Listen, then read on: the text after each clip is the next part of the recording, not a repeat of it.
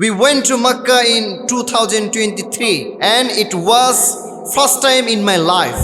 জার্নিশ খান যিনি পাকিস্তানের একজন টপ ফেমাস অ্যাক্টর, আমি রিসেন্টলি লক্ষ্য করলাম she is come back to the Islam. তিনি ইসলামের পথে ফিরে এসেছেন। তিনি নিজেকে অন্ধকার জগৎ থেকে আলোর দিকে মুভ করেছেন। আমি তার এই স্টোরিটা আপনাদের সাথে জাস্ট এই জন্যই শেয়ার করতে চাই, কারণ আমার অনেক মায়েরা বোনেরা এমন আছে যারা নিজেদেরকে ইসলামের পথে পরিপূর্ণরূপে মুভ করাতে চায়, কিন্তু কেমন করে সে ইসলামের পথে ফিরবে তারা বুঝতে পারে না। আমার যে সমস্ত মায়েরা বোনেরা তারা চায় যে আমরাও ইসলামের পথে ফিরে আসব, অন্ধকার জগৎকে না বলে পজিটিভলি হেজাব মেনটেন করে আমার লাইফটা আমি লিড করব, তাদের জন্য আমার এই লেকচারটা অনেক বেশি ইন্সপায়ারিং হবে। তার আগে আমি আপনাদেরকে একটা কথা বলতে চাই, সেটা হচ্ছে মান ইয়াহদিহিল্লাহু ফালা মুদিল্লা লাহু ওয়া মান ইউদ্লিল ফালা হাদিয়া লাহু। আল্লাহ তাআলা যাকে হেদায়েত দান করতে চায় তাকে কিন্তু কেউ পথভ্রষ্ট করতে পারে না, আর আল্লাহ তাআলা যাকে পথভ্রষ্ট করে তাকে কেউ কিন্তু হেদায়েত দান করতে পারে না। এজন্য বলি, হেদায়েত দেওয়ার মালিক হলেন একজন, তিনি কে? তো জার্নিশ খান তিনি তার নিজের লাইফ স্টোরি বলতে গিয়ে তিনি ফার্স্টে যে বিষয়টা শেয়ার করলেন, তিনি বলছেন we went to Mecca in 2023 and it was first time in my life. তিনি বলছেন যে আমি 2023 সালে আমার জীবনের সর্বপ্রথম আমি মক্কায় ওমরার জন্য যাই, সেখানে আমার সাথে আমার হাজব্যান্ডও যায়। তো আমি যখন ওমরা করার জন্য মক্কাতে গেলাম ফার্স্ট টাইম আমার লাইফে, আমি এর আগে কিন্তু সেই জায়গাতে কখনো যাই নাই। যাওয়ার পরে আমার জীবনে একটা অন্যরকমভাবে একটা চেঞ্জ আসা শুরু করলো। আমি উপলব্ধি করা শুরু করলাম যে আসলে ইসলাম কি জিনিস।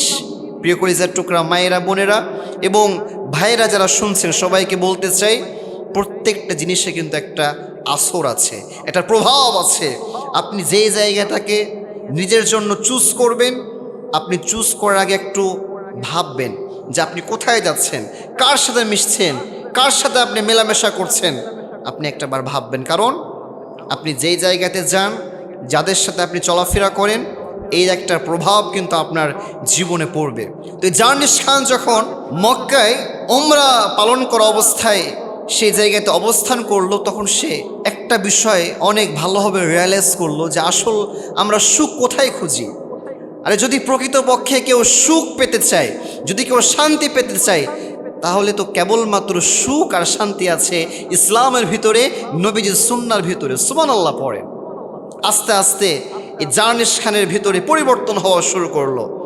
এরপরে জার্নিশ খান তিনি নিজে বলছেন যে আমি আমার বাসার দিকে ফিরে আসলাম। বাসাতে আসার পরে কিছুদিন পর যখন দেখলাম যে নবীজির মেরাজ নিয়ে আলোচনা হচ্ছে, নবীজির মেরাজের ঘটনা শোনার পরে আমি এমন একটা জিনিস স্বপ্নে দেখলাম যে স্বপ্নটা আমার ভেতরটাকে একেবারেই পরিবর্তন করে দিল। সুবহানাল্লাহ পড়েন। তিনি বললেন যে আমি একদিন হঠাৎ করে স্বপ্নে দেখলাম যে আমার সামনে স্বয়ং নবীজি সাল্লাল্লাহু আলাইহি ওয়াসাল্লাম তিনি চলে এসেছেন। আহা, যে নবীজি আমার জন্য, আপনার জন্য, আমাদের সবার জন্য দিনের পর দিন, মাসের পর মাস, বছরের পর বছর অনেক কষ্ট করেছে, যে নবীকে না দেখেও লাখ লাখ মানুষ তার ফ্যান হয়ে গিয়েছে, যে নবীকে না দেখেও লাখ লাখ মানুষ তার অনুসারী হয়ে গিয়েছে, সেই নবীজিকে নাকি তিনি স্বপ্নে দেখেছেন। স্বপ্নে দেখার সাথে সাথে এবার ব্যাস তার জীবনে একটা মোড় ঘুরে গেল। সে নিজেকে আর থামাতে পারলো না। সে একটা সময় গিয়ে সিদ্ধান্ত নিয়ে ফেললো যে না, আমি আর গুনাহের জগতে থাকতে চাই না, আমি নিজেকে পরিবর্তন করতে চাই, আমি নিজেকে ইসলামের পথে নিয়ে আসতে চাই। তিনি আরও বলছিলেন যে আমি এর আগে যখনই মন খারাপ হতো, মন খারাপ হলে আমি কোরআনুল কারীমের তেলাওয়াত না শুনে গান শুনতাম। গান শুনলে মনে হতো না জানি যদি একটু ভালো লাগে, কিন্তু যখন বুঝলাম যে না, গানের মধ্যে কোনো আরাম নাই, নাচের ভিতরে কোনো শান্তি নাই, শান্তি যেখানে আছে সেটা হচ্ছে আল্লাহর কোরআনের ভিতরে। সুবহানাল্লাহ পড়েন। সেদিন থেকে আমি গান বাজনা সব কিছু বন্ধ করে দিয়ে কোরআনের পথে ঝুঁকে পড়লাম। এরপর থেকে যখনই আমার একাকী ফিল হয়, যখনই আমার খারাপ লাগে, তখনই আমি আল্লাহর কোরআন শুনি, আর এই কোরআন শোনার সাথে সাথে আল্লাহ তাআলা আমার অন্তরটাকে প্রশান্তময় করে দেন। সুবহানাল্লাহ পড়েন। এজন্য বলবো প্রিয় ভাই, যদি আপনি সুখ পেতে চান, সুখ কোথায় পাবেন আপনি? অনেকেই আছে ছ্যাঁকা খাইলে বেকা হয়ে যায়, অনেক স্যাড স্যাড তারা সং তারা শুনে।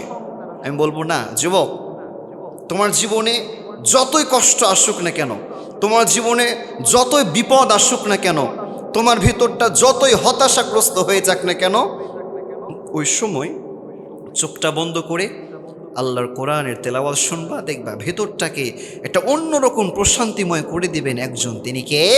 এবং ওই জার্নিশ খান তিনি আরও বলছিলেন যে আমি তো ওই সময় ওয়েস্টার্ন ড্রেস ইউজ করতাম, আমার সব ছোট ছোট ড্রেস ছিল।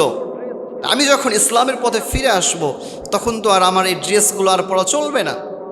প্রথম প্রথম আমার অনেক কষ্ট হচ্ছিল, কিন্তু আমি যখন ভাবলাম যে আমি যদি স্থায়ী সুখ জান্নাত পেতে চাই, যদি আমার জীবনটাকে আমি পরিবর্তন করতে চাই, তাহলে এর জন্য তো অবশ্যই আমাকে স্যাক্রিফাইস করতেই হবে।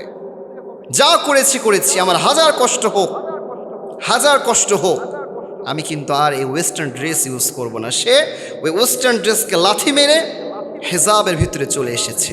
আর যখনই সে হেজাব মেনটেন করা শুরু করেছে, আল্লাহ তাআলা ওই একই মেয়েটা, যে মেয়েটা কিছুদিন পূর্বে মানুষের কাছে অনেক বেশি জনপ্রিয় ছিল, অনেক বেশি ফেমাস ছিল, কিন্তু আল্লাহর কাছে তার কোনো দাম ছিল না, তার কোনো মূল্য ছিল না, সে একই মেয়েটা যখন দ্বীনের পথে ফিরে এসেছে, মানুষও তাকে ভালোবাসছে, ইভেন আল্লাহ তাআলার কাছেও সে প্রিয় হয়ে যাচ্ছে।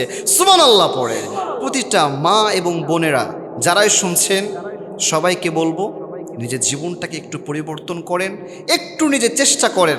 নিজে একটা সিদ্ধান্তই আপনাকে জান্নাতি বানাতে পারে, আবার আপনার একটা সিদ্ধান্তই আপনাকে জাহান্নামী বানাতে পারে। So now the decision is yours. সিদ্ধান্ত আপনাদের, আপনি কি জান্নাতের বাসিন্দা হবেন নাকি আপনি জাহান্নামের বাসিন্দা হবেন। আল্লাহ তাআলা প্রতিটা ভাইকে, প্রতিটা মাকে, প্রতিটা বোনকে আজকের এই কথাগুলো বুঝার তৌফিক দান করুন। সকলে পড়ছি আমিন।